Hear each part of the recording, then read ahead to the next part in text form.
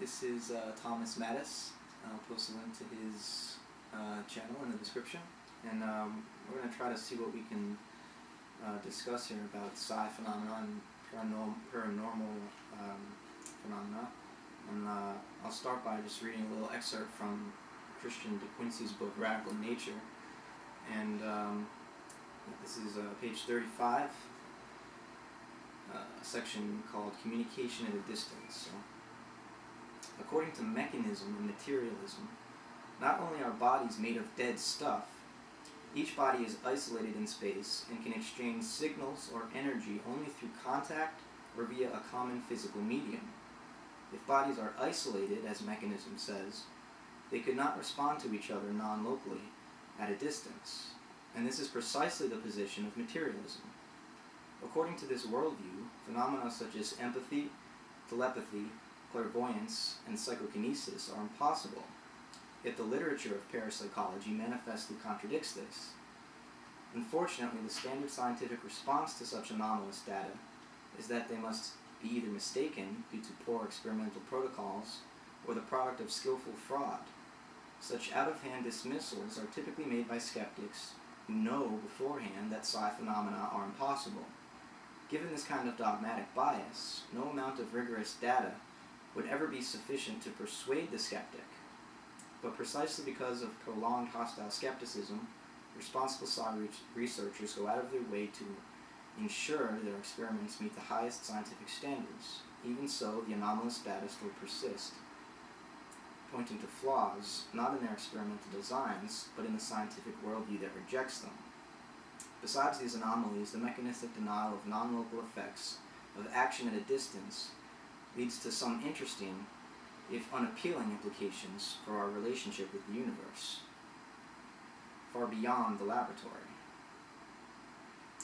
So it seems that, yeah, there's kind of a dismissal of anything that contradicts the mechanistic or materialistic worldview, even before the evidence has been looked at. Mm-hmm. And it seems almost contrary to the scientific method, or the spirit of what science is supposed to be. It's just open inquiry into any kind of natural phenomena that presents itself, maybe not only empirically but just experientially. Mm-hmm. And maybe that's an area where science needs to expand in order to account for psi, is changing what it means to be empirical. Mm. Maybe not just through the senses, but open to introspective insights, open to the human experience as a whole, as part of nature, because certainly it's just as much evidence, it's just as evident as anything else. Mm-hmm. Right?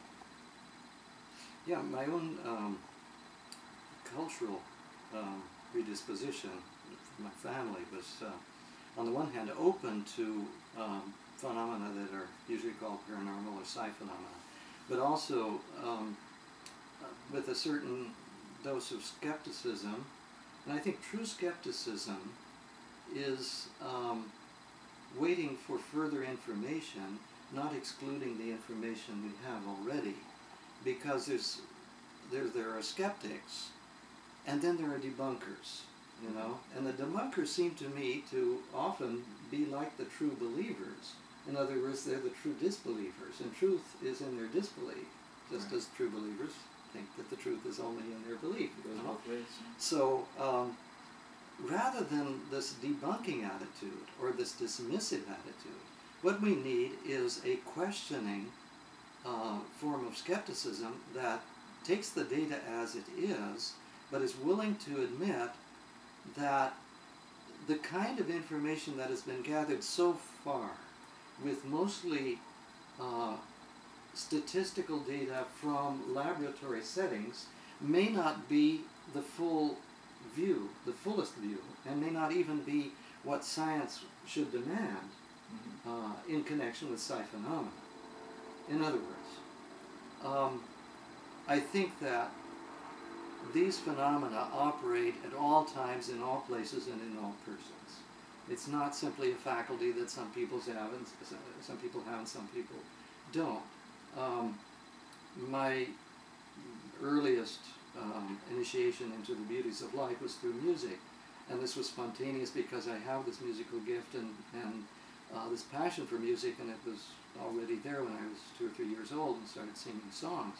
But I've always felt that music is present to some degree or other in every human being.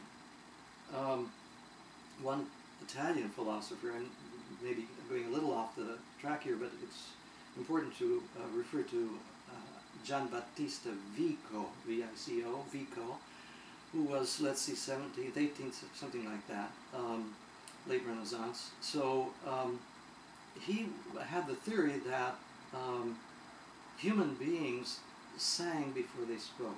In other words, poetry comes before prose.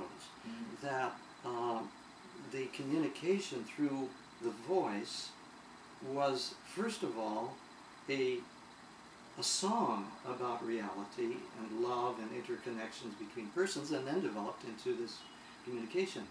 What may be behind that is this kind of interconnection which we call psychic. So that everyone can be delighted by music. I mean, people have gone into certain tribal areas that have been cut off from Western culture and played some Mozart to them. Mm-hmm. And usually they start clapping or dancing or enjoying, you know, because music is music. Right. As Alban Berg said to George Gershwin, when Gershwin paid him a visit, and Berg asked him to play some of your music on my piano.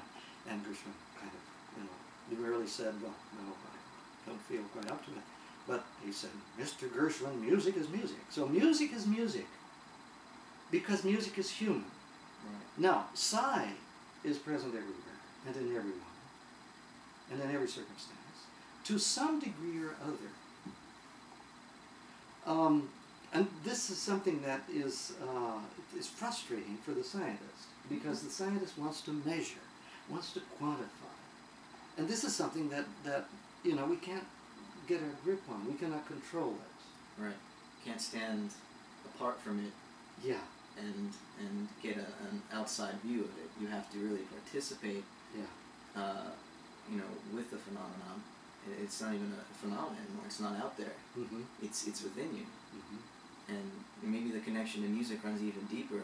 That it's not so much the sound of music that's beautiful, but the feelings it produces within you. Yeah.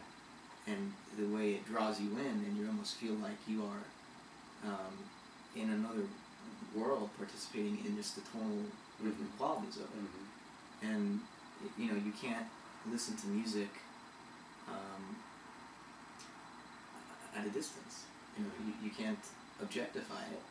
It's got a quality to it that calls you towards it and into it. Mm-hmm. And you know, in the same way, to really appreciate Psi, you're right. You can't do it in a laboratory, or at least the full extent of it cannot be touched in a laboratory, because it's supposed to be a controlled environment where the human influence is removed as much as possible. That's the whole idea of a laboratory. Yeah. And Psi is exactly that human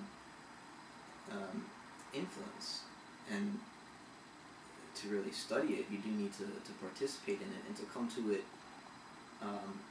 maybe with even more than just an open mind, but with a willingness to try it as though it were true, to attempt, you know, I mean, there's a healthy form of skepticism, certainly, but you need to be willing to participate in, you know, trying to bring forth some type of telepathic connection.